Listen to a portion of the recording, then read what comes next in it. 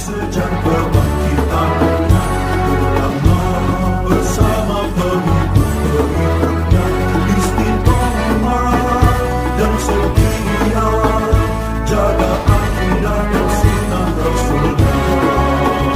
Alhamdulillah segala puji baginya, ulama bersama pengikut-pengikutnya istiqomah dan setia, menjaga agama Nusa dan bangsa.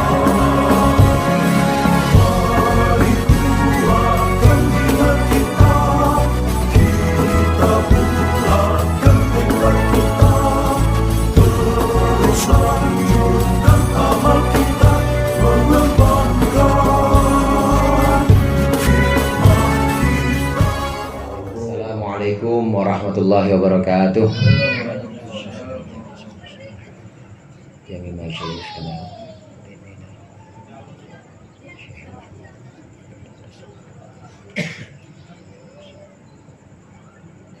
Al-Fatihah. A'udzubillahi minasyaitonir rajim. Bismillahirrahmanirrahim. Ya kana na'budu wa iyyaka nasta'in. Shiratal ladzina an'amta 'alaihim ghairil maghdubi 'alaihim waladdallin. Alhamdulillah rabbil alamin wa bihi nasta'inu ala umuri dunya waddin. Wassalatu wassalamu ala asyrafil mursalin sayyidina maulana Muhammadin wa alihi wa sahbihi ajma'in, amma ba'du. Segenap jamaah Majelis Ta'lim Miftahul Khair, wabil khusus akhi fillah Ustaz Sa'amin bin Haji Ma'ruf, segenap para asatidah, para ustadzah, abang-abang, anak-anak sekalian yang berbahagia. Malam hari ini kita berkumpul untuk melaksanakan pembukaan sekaligus halal bihalal. Judulnya mah halal bihalal katanya. Udah bulan Dzulqa'dah, udah halal bihalal juga ya, nggak apa-apa juga. Mudah-mudahan hadirnya kita di sini mendapat ridho Allah, dan apa yang akan kita pelajari menjadi ilmu yang bermanfaat di dunia wal akhirah. Sebelum saya mulai pembacaan kitab Fathul Qorib, tadi saya sudah bilang sama Ustaz Amin, ini emang ada hadroh, ya emang ada hadroh katanya. Apa tiap malam, apa tiap ngaji kita pakai hadroh? Enggak. Jadi ini cuma dalam rangka pembukaan. Kalau tiap mau ngaji pakai hadroh, berat bayar hadrohnya. Manggil berapa bang? Sekali manggil. Coba sekali ngaji keluarin buat hadroh kan. Udah gitu juga buat yang lain-lainnya ini terasa berat, tapi ini hanya di awal pembukaan saja, dan nanti 2 minggu ke depan, setiap minggu pertama dan minggu ketiga ya kita ngaji. Mungkin sebelumnya ada yasin tahlil biasa, kirim-kirim arwah, setelah itu baru kita langsungkan pengajian kitab Fathul Qorib. Sekedar pembuka hadirin, kitab atau dalam fan fikih, dalam bidang fikih ini memang kita kenal banyak kitab, banyak karya-karya ulama yang menjadi pegangan untuk para pelajar, dan biasanya memang secara sistematis atau secara teratur untuk belajar ilmu fikih itu harus ada tingkatan-tingkatannya. Fathul Qorib ini sebenarnya udah tingkat yang menengah, bukan dasar-dasar amat. Tapi saya yakin orang sini mah udah tingkat tinggi semua ya. Iya, ini tingkat menengah memang. Tapi nanti akan kita hidupkan dengan tanya jawab, mungkin interaksi dengan tanya jawab. Fathul Qorib ini ada tingkat menengah. Biasanya kalau di pesantren-pesantren itu yang pertama mabadi fikhiyah, yang pertama dibaca untuk para pemula. Setelah itu Safinah, yang terkenal dengan Safinatun Najah atau kitab Safinah. Setelah itu ada Riyadul Badi'ah. Nah setelah itu baru ada Fathul Qorib. Fathul Qorib ini sudah pembahasan yang sifatnya menengah dan sudah komplit. Babnya dimulai sebagaimana fikih yang biasa, dimulai dari bab toharoh, bersuci, macam-macam air. Ada air poke, ada air apa lagi tuh, ada air kopi. Bagaimana hukumnya wudhu pakai air kopi misalnya? Ya boleh, gimana boleh, tapi nggak sah. Asal air kopi. Bagaimana hukumnya Wudhu pakai air yang memang sudah dipakai untuk mandi misalnya. Nah, ini dibahas dalam bab yang pertama, bab tohar. Ini pembahasan kita Fathul Qorib sampai bab terakhir hadirin. Bab terakhir itu ada babul itqi atau bab memerdekakan hamba sahaya, yang sebenarnya ini sudah tidak ada hamba sahaya ini, sudah tidak ada pembahasan, tapi tetap ada pembahasan dalam kitab-kitab fikih karena konteksnya adalah konteks zaman dulu ketika masih ada budak, ketika masih ada hamba sahaya. Tentang kitab Fathul Qorib ini nanti akan kita lihat. Kitab Fathul Qorib ini kitab yang dikarang, yang disusun oleh seorang ulama namanya Muhammad bin Qasim, terkenal dengan Ibnu Qasim. Namanya siapa? Muhammad bin Qasim. Fathul Qorib ini kitab yang merupakan syarah atau penjelas dari kitab yang sifatnya lebih singkat. Ada kitab yang lebih singkat namanya kitab Takrib. Kitab Takrib itu tipis. Takrib ini kitab karangan Imam Ahmad bin Husain bin Ahmad al-Isfahani. Kitab Takrib yang sangat singkat. Meskipun singkat tetapi barokahnya itu luar biasa. Karenanya banyak sarahnya. Termasuk diantaranya Takrib ini disyarahkan oleh Muhammad bin Qasim, oleh Syekh Muhammad bin Qasim, kemudian jadi Fathul Qorib. Fathul Qorib. Jadi kitab ini punya nama Fathul Qorib kalau diambil dari matan Takrib. Saya ulang, ulama-ulama dulu hadirin, ulama-ulama dulu itu saat mengarang kitab, ini ada kalanya yang mengarang kitab panjang-panjang pembahasannya. Ada masanya beliau-beliau ini mengarang kitab yang panjang-panjang, yang pembahasannya benar-benar luas. Tapi kemudian pada masa tertentu, pada masa berikutnya, ini mengarang karangan-karangan yang tipis-tipis saja, yang kecil-kecil karangannya, supaya ringkas dan mudah dihafal untuk para pelajar. Kalau kepanjangan, terlalu panjang, kasihan ibu-ibu. Kalau terlalu lebar, kasihan bapak-bapak. Jadi nggak usah panjang lebar maksudnya. Jadi gimana? Singkat-singkat aja. Yang singkat-singkat aja. Jadilah kitab-kitab matan itu.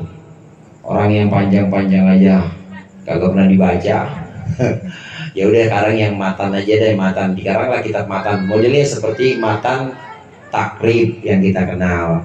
Ada juga matan Safinah. Safinah itu matan tipis, kitabnya tipis. Paling kalau ukuran buku tulis yang kecil itu cuma sekitar ya 20 halaman, 20 sampai 30 halaman, tipis. Takrib juga begitu, hanya sekitar 40 halaman, tipis. Ini kitab yang dikarang oleh Imam Abu Syuja, pengarang Takrib dulu. Saya akan sedikit bahas tentang Takrib. Kitab aslinya matan ini namanya Takrib. Ini punya dua nama. Namanya Takrib, atau beliau juga menamakan dengan Ghoyatul Ikhtisar. Jadi kalau ada orang bilang saya ngaji Takrib, itu sama aja orang bilang ngaji Ghoyatul Ikhtisar. Takrib dan Ghoyatul Ikhtisar dia juga. Kayak Babah Haji Rahmani sama Babah Haji Roy, ya dia juga. Nggak ada bedanya. Kayak Ustadz Heru sama Omkul, ya dia juga. Saya nyariin Ompul nggak ada Ustadz Heru, lah orang dia juga. Itu sama, begitu juga Takrib, Ghoyatul Ikhtisar, nama lainnya. Nah, diambil dari nama Takrib. Ini kalau disebut dengan nama Takrib, matannya matan Takrib, maka kitab yang akan kita baca ini disebut Fathul Qorib fi Syarhit Takrib. Ini adalah kitab Fathul Qorib untuk mensyarahkan Takrib. Tapi kadang-kadang ini juga disebut sebagai kitab Al-Qaulul Mukhtar.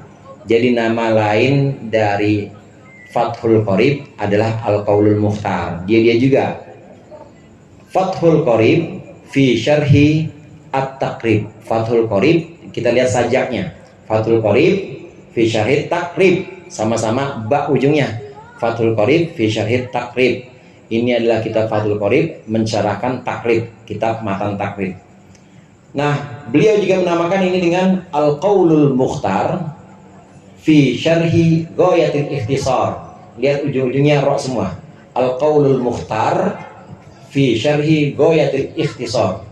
Ini kitab Al-Qaulul Mukhtar dalam mensyarahkan kitab Ghayatul Ikhtisar. Jadi Ghayatul Ikhtisar yaitu dia takrib.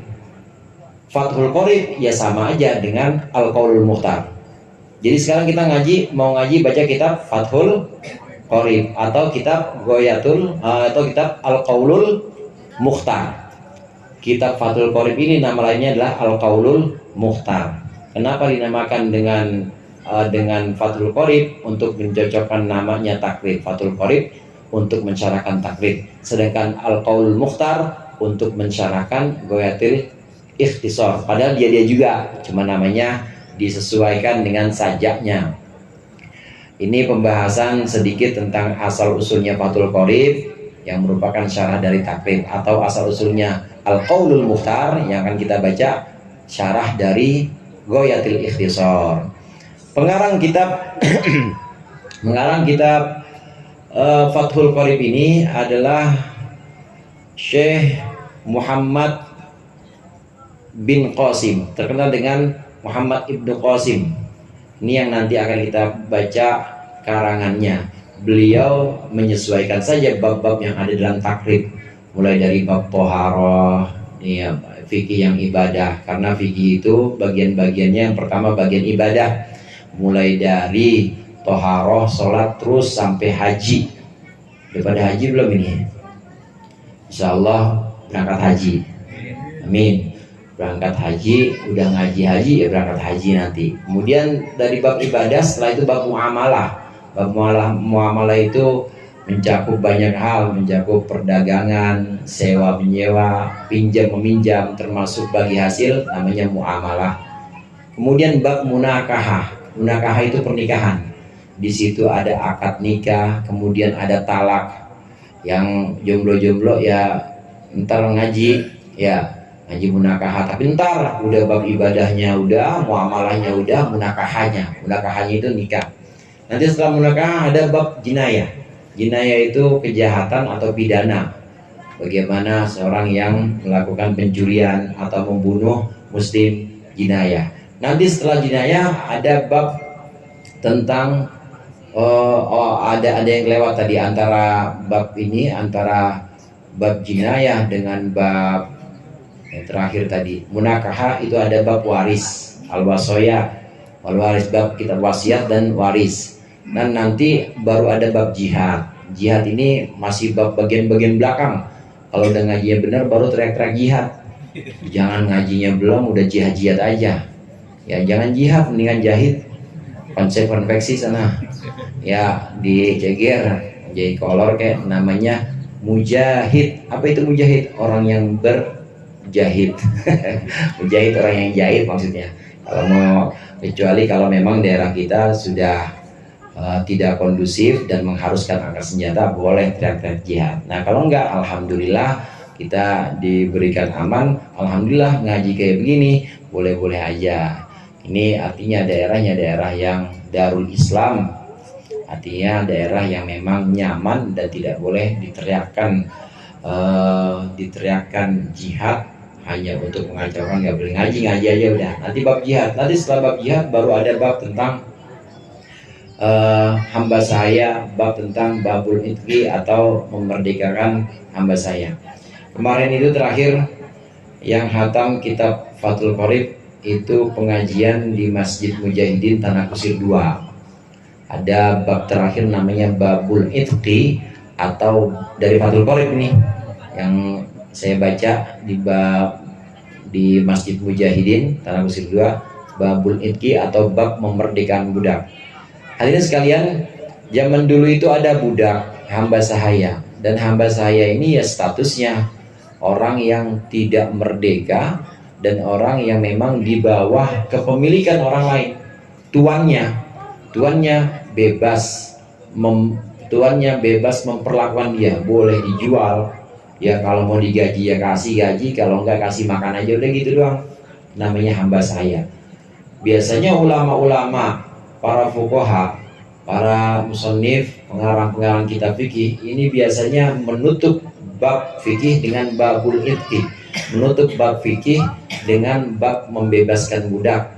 Harapannya dengan menulis bab pemerdekakan budak, Allah akan memerdekakan atau membebaskan para ulama itu, para pengarang dari siksa api neraka. Itu maksudnya babul itqi ada di belakang.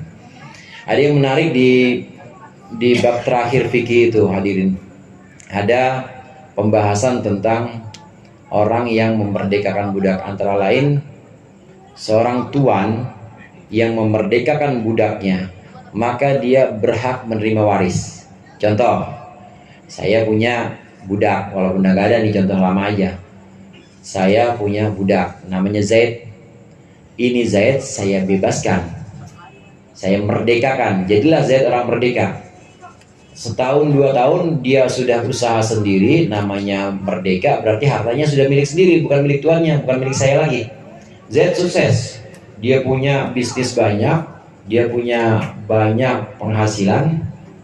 Meninggal, semua hartanya, semua yang merupakan kepemilikan Zaid, investasinya Zaid, ada tanah, ada kontrakan, ada harta yang bergerak, semua itu bisa diwariskan kepada anaknya si Zaid, dan juga termasuk yang mendapat waris adalah saya, orang yang memerdekakan atau tuannya. Nah, tuan itu bisa mendapat waris dari budaknya.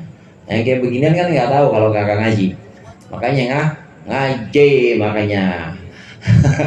Kudu ini bab tentang memerdekakan budak. Kemudian ada juga yang menarik sesuai dengan semangat ini, semangat kebebasan atau semangat pembebasan yang diberikan oleh Islam. Dalam Islam itu ada istilah dalam perbudakan. Zaman dulu hamba saya itu ada yang disebut dengan ummul walad. Ummul walad itu ibunya anak. Kalau bahasa harfiahnya ummul walad artinya ibunya anak. Ummul walad itu seorang budak perempuan yang melahirkan anak tuannya. Seorang budak perempuan yang melahirkan anak tuannya. Ummul walad sesuai dengan hukum Islam dan juga sudah disampaikan oleh Rasulullah, ummul walad ini langsung bebas, seketika itu juga bebas ketika tuannya meninggal. Kenapa demikian? Karena budak itu bisa diwariskan, saudara. Puyang-puyang dikit nggak apa ya. Jadi budak itu bisa diwariskan. Saya punya budak, misalnya Zaid tadi sama Hindun, 2 orang nih, Zaid sama Hindun. Begitu saya meninggal, maka Zaid sama Hindun ini bisa saya wariskan ke anak saya. Maksudnya nih, si Zaid biar bantu jadi budaknya anak saya yang pertama, si Hindun jadi budaknya anak saya yang kedua, karena yang statusnya seperti harta. Budak itu bisa diwariskan sama seperti harta. Nah, ummul walad ini adalah budak perempuan yang melahirkan anak tuannya. Ada seorang tuan atau majikan, namanya majikannya namanya Adi. Kenal Adi? Majikannya namanya Adi. Nah, dia punya budak perempuan. Budak perempuan namanya Hindun. Hindun ini kemudian oleh si tuannya ini kemudian ya karena memang halal boleh, ini kemudian dipergauli ya, dipergauli dan lahirlah anaknya Hindun namanya Zaid. Maka Hindun ini namanya ummul walad. Hindun bebas ketika si Adi mati. Kenapa demikian? Karena nggak mungkin Hindun ini budak ini diwariskan kepada anak tuannya. Siapa anak tuannya? Anak tuannya si Zaid. Lah Zaid anak siapa? Zaid anaknya si Adi. Zaid itu kan anaknya tuannya, anaknya si Adi. Nggak mungkin Hindun ini diwariskan kepada si Adi, padahal si Adi adalah anaknya Hindun. Tidak mungkin ibu ini kemudian diwariskan kepada anaknya, nggak mungkin. Oleh karenanya dalam hukum Islam, ummul walad itu bebas ketika tuan-tuannya meninggal. Nah, dari sini saudara, ada ribuan budak yang ketika itu bebas ketika satu orang tuan meninggal. Karena dulu Orang-orang dulu para sahabat itu punya budak, dan kalau yang punya anak, begitu sahabat itu meninggal, satu orang meninggal, maka ummul walad bebas semuanya, anak-anaknya bebas semuanya. Dan inilah cara Islam untuk menghapuskan perbudakan. Ini pertama yang ingin saya sampaikan sebelum membaca kitab Fathul Qorib. Yang sudah pegang kitab ada di halaman pertama di situ. Saya baca muqaddimah malam hari ini, muqaddimahnya saja ya, pembukaan saja. Bismillahirrahmanirrahim. Qala al-muallif rahimahullah wa nafa'ana bihi wa bi ulumihi fid dharain amin. Bismillahirrahmanirrahim. Dengan nama Allah Ar-Rahmanir-Rahim, yang Maha Pengasih lagi Maha Penyayang. Qala Syekhul Imamul Alimul Allamah Syamsuddin Abu Abdullah Muhammad bin Qasim Asy-Syafi'i telah berkata, Syekh itu orang yang usianya 40 ke atas sebetulnya Syekh. Jadi Bang Pian udah bisa disebut Syekh Pian. Umur soalnya batasannya. Syekh itu batasannya umur. Tapi jangan pakai yang al-allamah. Alama itu jadi kalau alim biasa pinter aja. Kalau alama pinter, orang Jawa bilang pinter, bukan cuma pinter tapi pinter, alama. Tapi kalau syekh itu memang 40 tahun ke atas itu disebut dengan syekh. Di sini banyak, ada Syekh Jajam, ada Syekh Sermili udah 40. Pokoknya 40 ke atas bisa dipanggil syekh, walaupun nggak alim. Tapi kalau udah alim, Syekhul Alim Allamah. Udah syekh, alim, allamah. Berkata Syekh Imam Al-Alim Allamah Syamsuddin. Ini bukan namanya. Syamsuddin ini laqab istilahnya, julukan. Syamsuddin matahari agama. Abu Abdullah kunyahnya, bapaknya Abdullah. Orang Arab itu punya laqab namanya laqab itu julukan. Julukannya Syamsuddin mataharinya agama. Laqab ini kalau di Arab biasa, tapi kalau di Indonesia biasanya laqab udah jadi nama. Udah jadi nama. Di akte tulisannya apa ya? Syamsuddin. Orang itu nama aslinya dia. Jadi namanya sudah sudah diambil menjadi nama. Tadinya laqab, kemudian menjadi nama alam. Kemudian Abu Abdullah ini kunyah. Kunyah ini untuk tokoh-tokoh biasanya sudah punya sebutan menggunakan Abu, seperti Sayyidina Ali misalnya Abu Turab itu. Kemudian Sayyidina Umar kunyahnya Abu Hafs. Udah punya udah ada ketokohannya, maka biasanya pakai nama Abu. Bisa juga dengan nama anaknya Abu Abdullah, itu maksudnya bapaknya Abdullah ya, Abu Abdullah. Di Indonesia itu kurang lebihnya seperti bapak proklamator. Siapa bapak proklamator? Oi, bapak proklamator. Iya, itu kalau di dompet ada, nyaman aja. Banyak-banyakin itu dompet.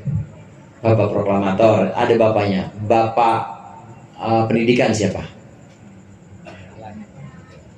Bapak pendidikan Ki Hajar Dewantara. Itu udah ada bapak-bapaknya, bapak pendidikan, bapak proklamator, bapak koperasi.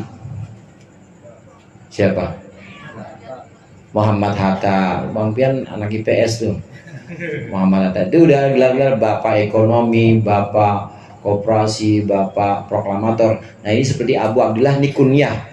Ini belum nama aslinya. Nama aslinya siapa? Muhammad bin Qasim, yaitu Muhammad bin Qasim. Muhammad anaknya Qasim, ayahnya namanya Qasim Asy-Syafi'i yang bermadhab Syafi'i. Taghammadahullahu birahmatihi wa ridwanih, amin. Semoga Allah meliputi atau menyelimutinya dengan rahmatnya dan juga dengan ridhonya, amin ya rabbal alamin.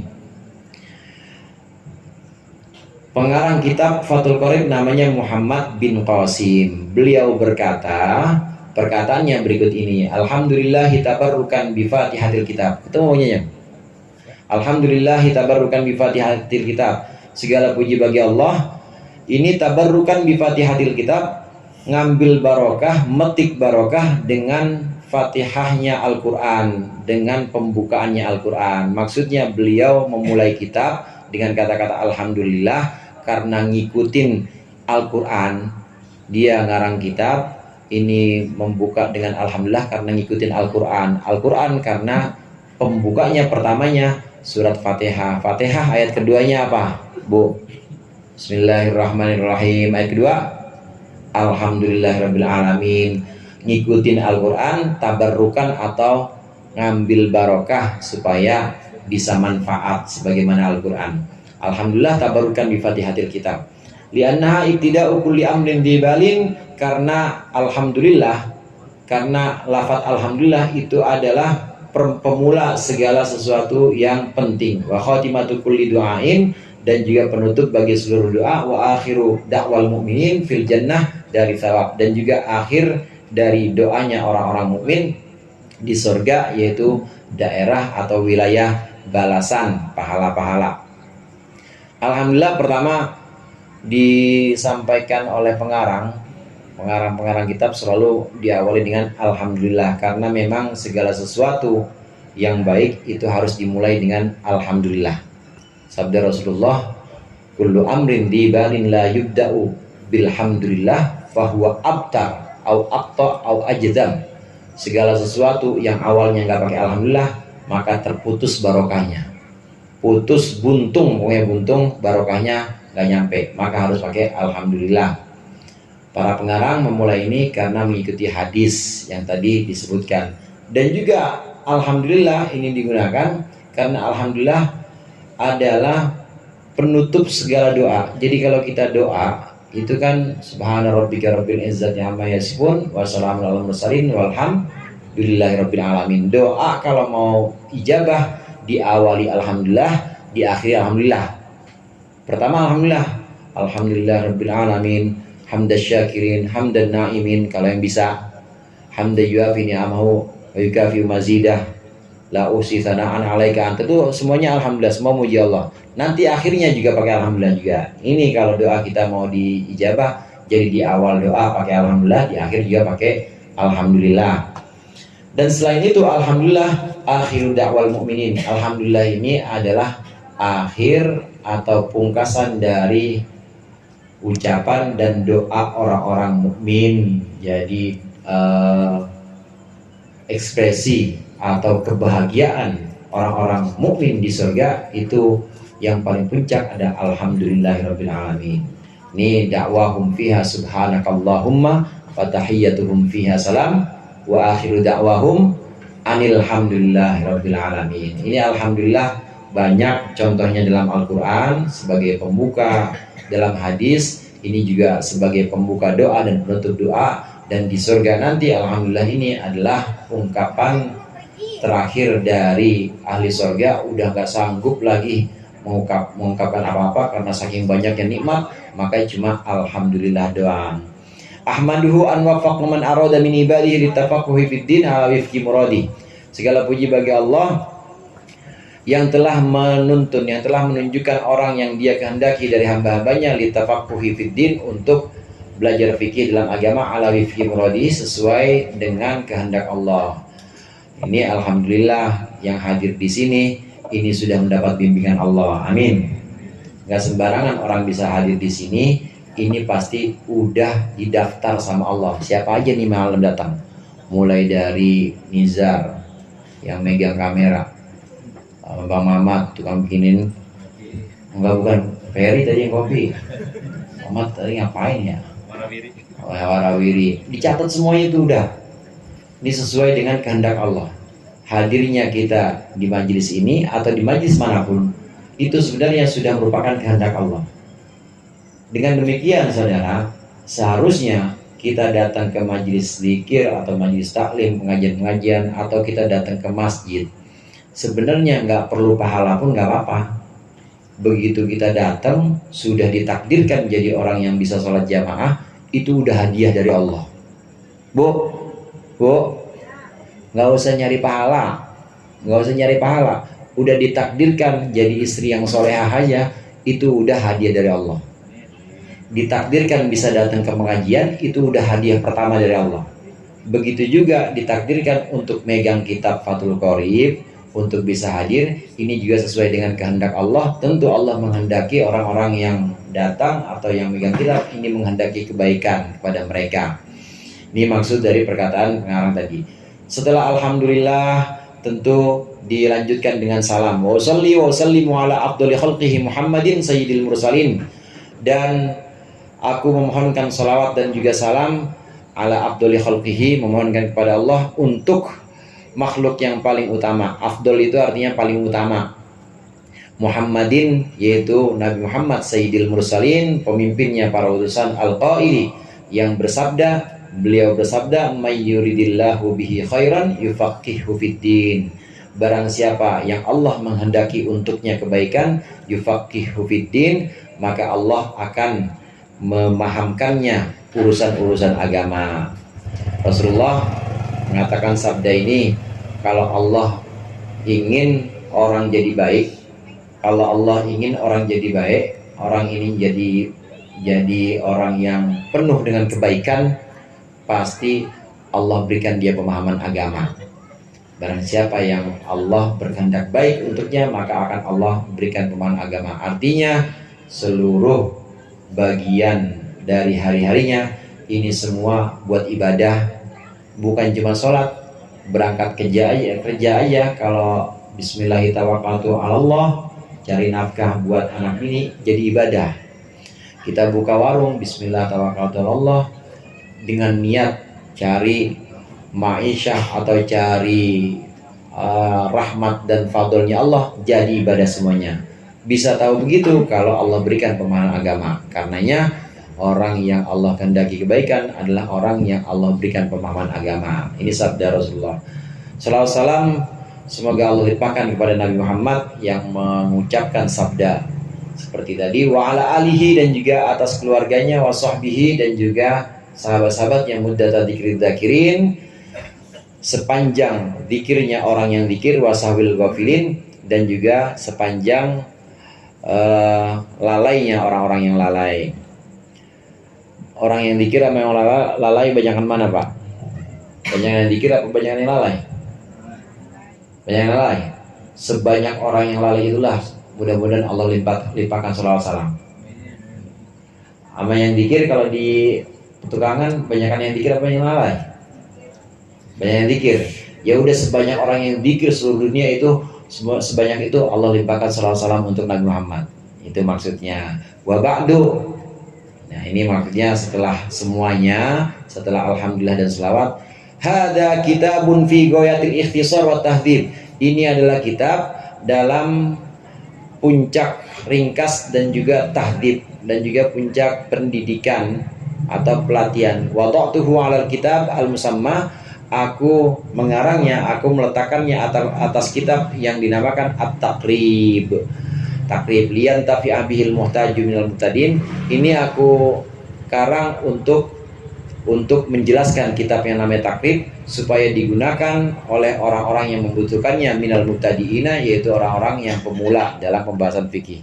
Wali furu'i syariati waddin, dan juga untuk cabang-cabang pembahasan syariat dan agama. Waliyakuna wasilatan linajati yaumaddin, dan juga agar menjadi sarana atau wasilah untuk keselamatanku, kata pengarang, di hari kiamat nanti. Wa naf'an libadihi, dan juga manfaat untuk hamba-hambanya al-muslimin, yang muslim. Innahu sami'u du'a ibadihi qaribun mujib, sesungguhnya Allah maha mendengar doa hamba-hambanya, wa qaribun mujib, dan juga maha dekat serta maha menjawab, mengijabah. Wa man qasadahu la yakhib, barang siapa yang menuju Allah la yakhib, tidak akan kecewa. Wa idza sa'alaka ibadi anni fa inni qarib, dan ketika hamba-hambaku bertanya kepadamu wahai Muhammad, anni tentangku, fa inni qarib, maka sungguhnya aku dekat. Ini ayat Al-Qur'an. Wa idza sa'alaka ibadi anni, kalau ada yang tanya kepadamu Muhammad tentang aku, katakan bahwa aku dekat. Allah itu sangat dekat. Saking dekatnya, maka kadang-kadang yang dibalas itu langsung. Ada yang dibalas langsung, bukan cuma nanti, bukan nanti di akhirat. Saking dekatnya Allah, langsung dibayar kontan kadang-kadang. Kayak begini kan langsung nih. Begini kan langsung, habis ngaji dapat semangka, habis ngaji dapat agar tuh ya, dapat agar, dibalas langsung. Atau yang langsung ingin ngaji datang di sini aja udah merupakan kehormatan atau undangan dari Allah. Ini kan dapat langsung namanya. Dekat, Allah sangat dekat. Kitab ini kitab yang mensyarahkan kitab Takrib. Wa'lam annahu yujadu fi ba'di nusakhi hadzal kitab. Ketahuilah bahwasannya ditemukan di sebagian naskah kitab ini fi ghairi khutbatihi, selain khutbahnya atau pembukanya, tasmiyatuhu, nama kitab ini tarotan bitakrib, kadangkala disebut takrib, wa tarotan bi ghayatil ikhtisar, kadang-kadang disebut dengan ghayatil ikhtisar. Falidzalika samaituhu bismaini. Karena itu aku namakan dengan dua nama. Ahaduhuma, pertama aku namakan Fathul Qorib Al-Mujib fi syarhi al-fadhi takrib. Aku namakan Fathul Qoribil Mujib, ini yang kita kenal pertama, Fathul Qorib, untuk mensyarahkan lafaz-lafaz takrib. Kita lihat sajaknya tadi, Fathul Qoribil Mujib fi syarhi al-fadhi takrib, bak semua. Ini kitab dinamakan Fathul Qoribil Mujib untuk mensyarahkan takrib. Atau yang kedua, wasani Al-Qaulul Mukhtar fi syarhi ghayatil ikhtisar, rak semua. Nama kitab ini, nama lainnya selain Fathul Qorib adalah Al-Qaulul Mukhtar fi syarhi ghayatil ikhtisar, dalam syarah ghayatil ikhtisar. Lihat roknya sama-sama rok. Ini pembuka dari Muhammad bin Qasim atau Syekh Ibnu Qasim yang mengarang Fathul Qorib. Boleh sebagian ada yang pegang kitab, boleh juga yang pegang catatan, boleh juga cuma dengar nggak apa-apa. Kalau datang ke sini mendengarkan, insya Allah itu termasuk muta'alim atau termasuk orang yang belajar. Sabda Rasulullah, kun aliman au muta'alliman au mustami'an au muhibban. Yang pertama, jadilah orang alim. Kalau bisa ngajar, kalau bisa ya, kalau nggak bisa muta'alliman. Muta'alliman itu belajar. Belajar itu ya ketemu sama guru. Jadi muwajahah, ketemu ngelihat gurunya aja.